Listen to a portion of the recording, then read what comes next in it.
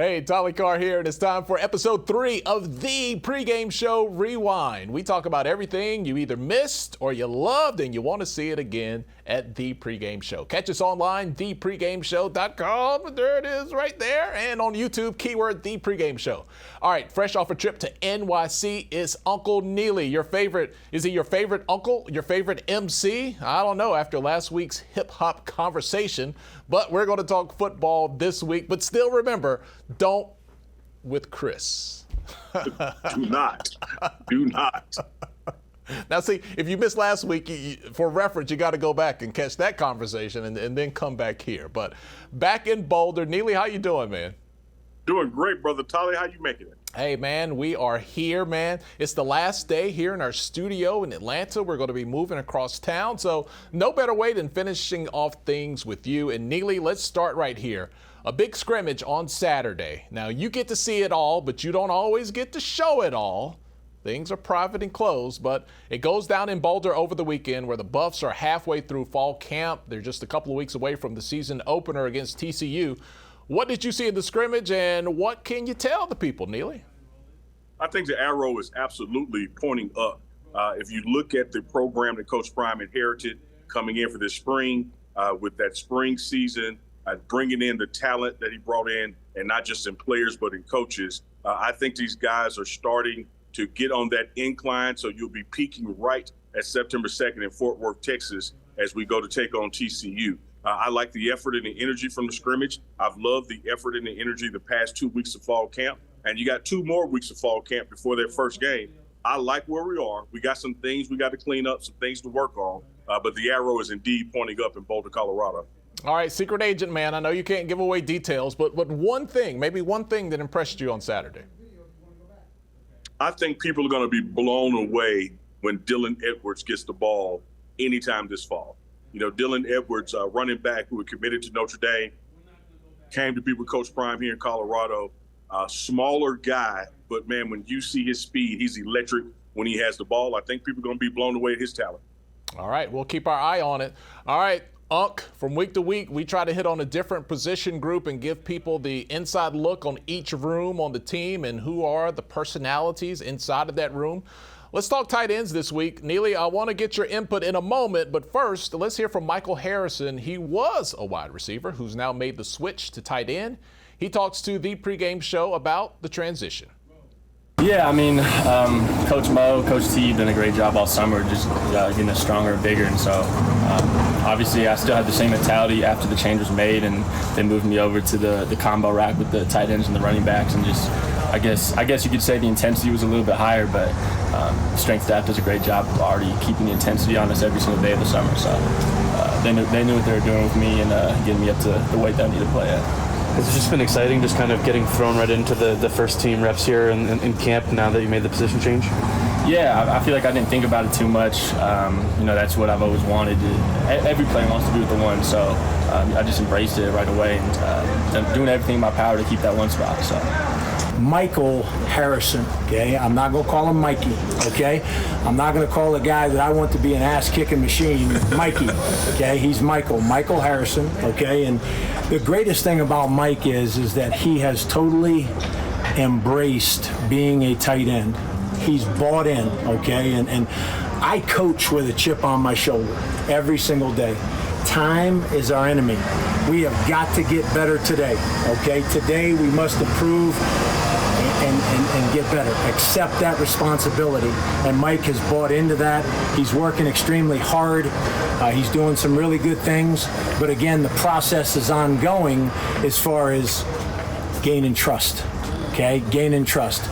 You know, am I ready to put my check in his mouth? Okay, that's what it comes down to. That's what it comes down to for every offensive player, every player on this team. Neely, are you ready to put your check in my mouth? I like the way he positioned that there. Yeah. You know, here's what you're not going to do. You're not going to call that man Mikey in front of Coach Brew. Coach Brew is no nonsense, man. He's like, no, it's not no Mikey around here. This is Michael. You're a grown man. We're going to get you to play like it. Wow. So a tight end there transitioning from wide receiver. Looks like it could have the opportunity for speed, good hands, and with the additional weight, some run blocking in there when you need it. I totally agree with that, Tolly. And I think that what you will find is that you look at, Tim Brewster. Let's start there. Michael has become a sponge because he understands who Tim Brewster is. And if you guys don't know Tim's pedigree, just go look at tight ends like Antonio Gates, or in the newer, younger generation, tight ends like Kyle Pitts, both of which who were coached by Tim Brewster and molded by him. So Michael, not Mikey, understands the coaching pedigree that he has in front of him.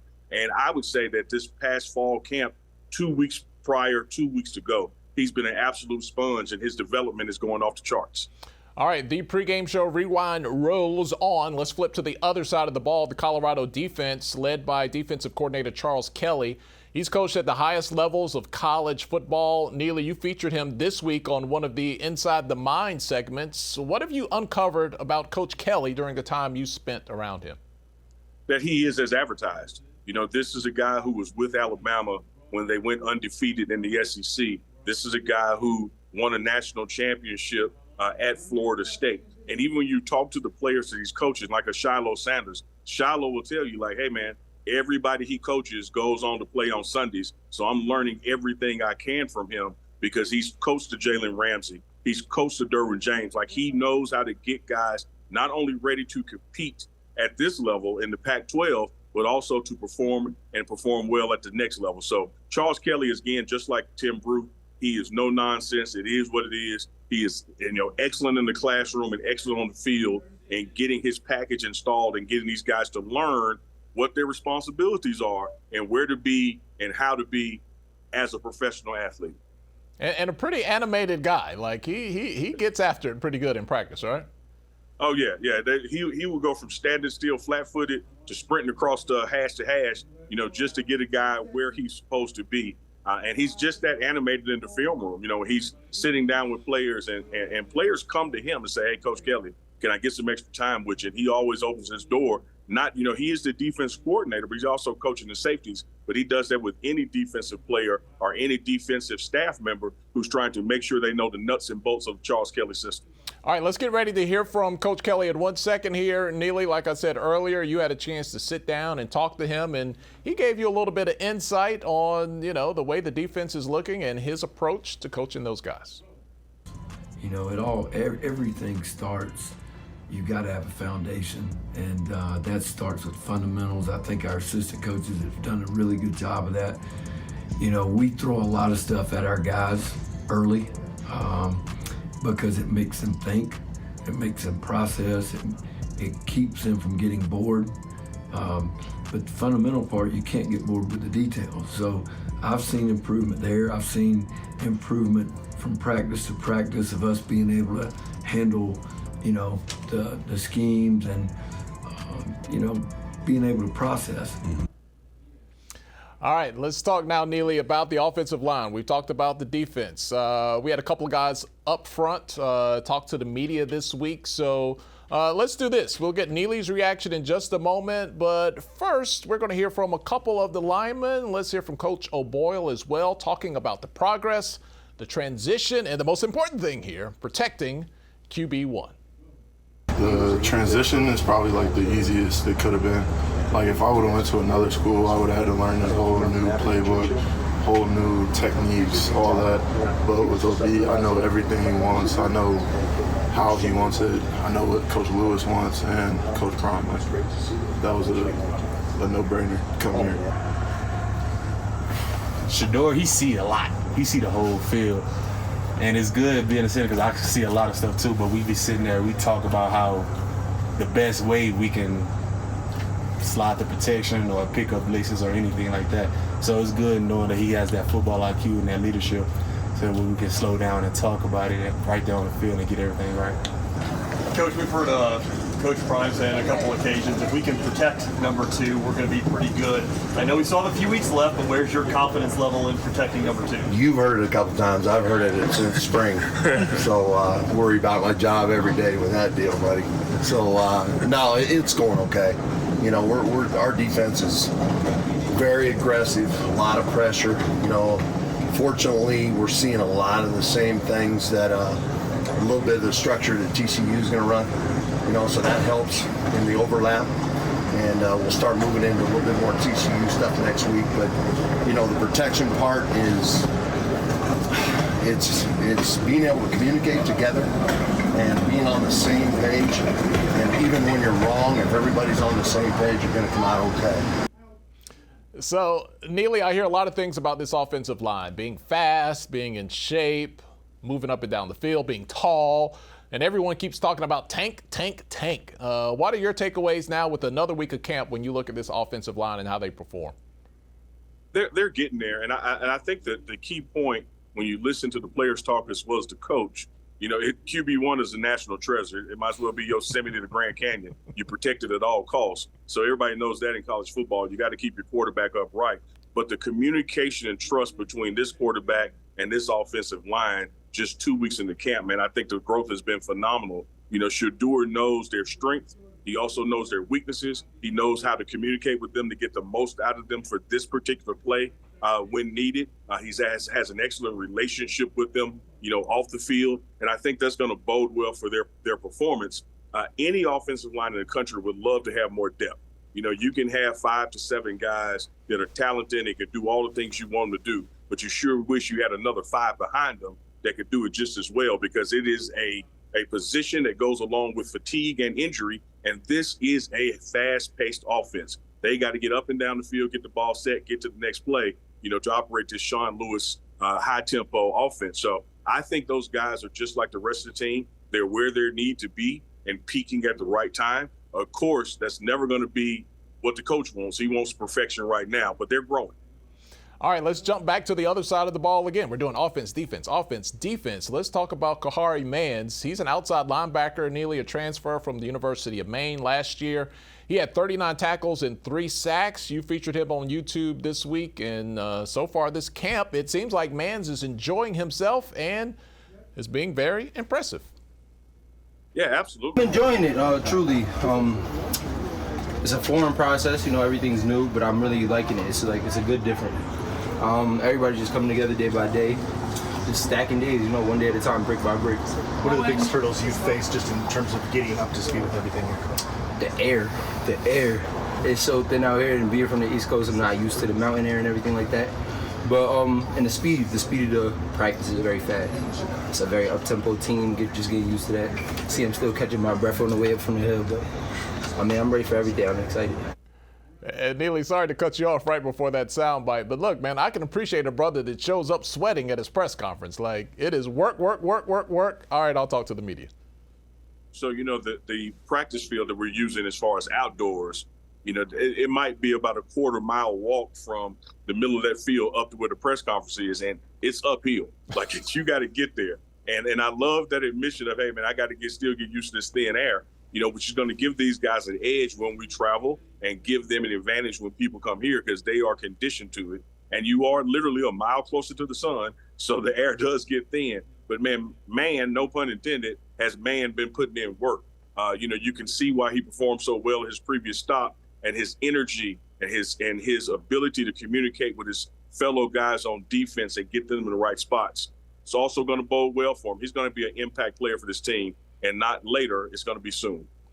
All right, Neely, we saw a lot of sights and sounds of practice video this week. I think you put out a couple of videos that was just all-encompassing of everything that was going on the YouTube channel. Just you pulling back the curtain a little bit like you always do, showing us who's at practice. Had a little crossbar challenge, and, of course, the food. Uncle Neely, I think, has already posted about 37 videos with the chef and the food. Now, to quote Coach Prime here, in case you've never heard this one, Neely don't miss no meals. None at all. Neely, what would you say was a bigger moment for you this week? Was it Terrell Owens, T.O. showing up at practice, or those lemon pepper wings that you caught on camera? Neither. It was the lobster. Oh, my God. Then the lemon pepper, then T.O. All right, we got to see it. Let's roll that video. We got T.O. working out with the team. He's stretching and he's there. Before we get to the food, talk about T.O. real quick. We saw him at Jackson State. He follows Coach Prime around. I mean, this is his dude, right? Yeah, you see there he's talking to Coach Kevin Mathis, who played in the NFL as well and coaches DBs. T.O., of course, just here visiting his longtime friend Deion Sanders and getting to know players, and man, was out there running sprints just as fast as they could. I think T.O. could still play, man. And did he get any lemon pepper wings? He is still on a strict diet. Carries himself like a professional athlete. I didn't see him with any lemon pepper wings. All right, how about yoga? We got yoga this week. Did you participate? Did you stretch out, Neely? I participated as far as filming it. Yes. Does that count? Well, look, if you don't film it, man, it's although you do have some help. You got Alexis there helping you this week. Yeah. You could have did a little downward dog. You could have got out there. Yeah, a little cobra, a little child's pose. I know the terms, but did I get down there? Not this week. We'll do that next week, Tolly. He said, I know the terms. Doing it, totally different thing. All right, look, we can't have a show, the pregame show, and not hear from Coach Prime. All right, so Neely, once again, man, you take us inside the huddle here on the pregame show Rewind. This right here is how a practice starts. Motivation, inspiration. Let's hear it now, straight from the mouth of Deion Sanders. Maybe working with the first group, but that don't mean you're first team. I just wonder when you guys are having conversations at the breakfast table, at the lunch table, at the dinner table, do you ask each other about yourselves? Do you really look at your teammate in the eye and say, tell me, am I a pro? Like, how do I go? What are my weaknesses? What are my strengths? What do I need to work on? I wonder if y'all have those conversations. Can you handle the result of those conversations? Can you really handle it? Because right now, you got to dig deep. I want you to practice to be great today. Today is going to be the reflection that you want us to know. Tell us who you are today. Show us who you are today. Don't talk it. I want you to show us who you are today. Because when you show me who you are today, guess what? I'm going to believe it. Uh-oh. Show me who you are today, and I'm going to believe it. We got that? Yes, sir. Break it down on, what my kickers at? Where my kickers at? Break it down on the kickers, all the specials. Oh, yeah. Yeah. Boom, boom, boom, boom, boom. Boom. Hey, let's go. Win on one. Win. Hey, come back. Neely, you get this great speech, man, this great motivational moment. I kind of feel like the kickers let us down with the breakdown a little bit there. I will co-sign that, but they more than made up for it during the scrimmage. You had Jay Feely, who's the son of Jace Feely, former NFL kicker, make two 58-yarders. You had Mata, who transferred from Jack State here, make a 53-yarder. So they may not be used to bringing the team up and getting the breakdown, but they can kick that damn ball, and that's all that matters. I think I heard in the background when he said, Coach Prime said, let's see, kicker. I think I heard the kicker say, who, me? Like, nobody has ever asked me to break down the huddle. Look, you kind of gave it away a little bit there. You spent some time with the specialist. Look, it's a different practice, that part of the field, when you hang out with those guys. Neely, you might find yourself in the crossbar challenge. You guys had an Australian football over there. Look, all sorts of poppycock going on with the specialist. You got the long snapper. I mean, this guy, you're like, is he QB too? When you look at his arm, you got to go check out the video on the YouTube channel. And these are guys, Neely, that no one knows or pays attention to or appreciates until something goes wrong. Alejandro Mata came over from Jackson State, otherwise known as Automatica. Coach Prime challenged him this week. You showed it on his field goal distance. We're seeing it on the screen now. Give us the play-by-play what happened that day in practice. Yeah, Mata is known as he don't miss. And that's typically 40 yards in. When he was at Jackson State, Coach Prime would call him up for those 35-yarders, 38-yarders. Well, Mata has been working, man, and Mo Sims in the strength and conditioning classes has gotten him, stronger. And that was the first time that Coach Prime got to see this new, quote-unquote, new leg. So he told him, said, man, I don't think you can do that. Mata's like, watch this. So he brought him out there, and Mata made a 53-yarder, man, straight down the middle. Wow. You and I have covered a lot of FCS football in the past now. Look, man, if you get one good kicker, like you're happy. But it sounds like look, you got to earn your lunch every day. 55, 60, whatever it calls for. Yeah, absolutely. You have about three guys who can do it from either hash at certain distances. So it's almost like a running back room where you have running back by committee. You can have kicker by committee here. You'll see which guys travel or don't travel. But for these home games in certain situations, There's not a spot on the field the ball can be hash mark wise or distance wise, and you don't have a leg on the team that can make it. So I'm looking for special things from this special team. All right, we will see. Neely, one of the things that made national headlines this week, earlier in the week, a little scrap at practice. And look, football fights in camp happen everywhere on all levels of football. Nothing new there. But Coach Prime wasn't happy. It seems like he wasn't happy at the participation level in the squabble, if you will. He went on to say something to the effect of, if one teammate fights, all teammates need to fight. It was an easy headline to write across the country. I don't begrudge anyone for taking advantage of the clickability of things that Deion Sanders says. I've done it myself. And I guess you could say that's what I do for a living to a certain degree. It's a fun ride. Neely, you are embedded with the team. Was that a big moment, a little moment, much to do about nothing? What was your takeaway? I think it was all of those. You know, in a football situation, it's much to do about nothing. But it was a very teachable moment, as former President Obama would say, for these guys to learn and understand that you got to have your brother's back out there on the gridiron and don't leave a guy out there hanging. This was not Coach Prime advocating violence or advocating fighting. It was him advocating having each other's back. And it's one of the things that's a stark difference between this team going into fall 2023 and the spring team from 2023. We didn't have one scuffle in spring practice, one fight in spring practice. And if you know anything about football, that's kind of unheard of in a training camp situation. Somebody's going to boil over at some point, but it just speaks to the passion that is now on this team and a passion that can be harnessed and trained and fit in the right direction. So what Coach Prime was simply saying, hey, man, if a guy goes down, you go out there and get him. Don't just walk off to the sideline. We're family in this thing. Neely, we'll leave it here. I've never seen a team coming off a 1-11 season that has had so much hype and headlines. I watch a lot of Fox Sports. I like wrestling, racing, and Joy Taylor. So I'm on Fox and FS1 a lot. And I swear, yesterday I saw the TCU Colorado promo, and you know, you're just around the house and you hear Coach Prime's voice and you perk up. Hey, what's going on? Oh, it's another commercial. And this is no disrespect to TCU, but it's almost positioned like Colorado is a team that was in the national championship game last year, and TCU was 1-11. But it is what it is. But you don't turn that away, right? Oh no, that's what comes along with Deion Sanders. You know, he has told individuals and organizations there's always a spotlight on him, and he is open and welcoming to share that spotlight for others.